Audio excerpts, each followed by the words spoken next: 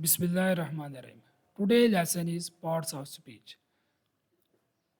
We have four sentences about colors, birds and animals. Sentence number 1. Green grass is soft. In this sentence, green is adjective. Grass is noun.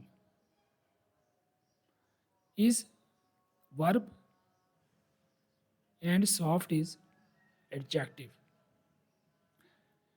Sentence number 2. I have a red ball. In this sentence, I is pronoun, have is verb, a is article, red is adjective, ball is noun. Sentence number 3. I am kind to birds. In this sentence, I is pronoun, am is verb, kind is adjective, to is proposition, birds is noun. Sentence number 4.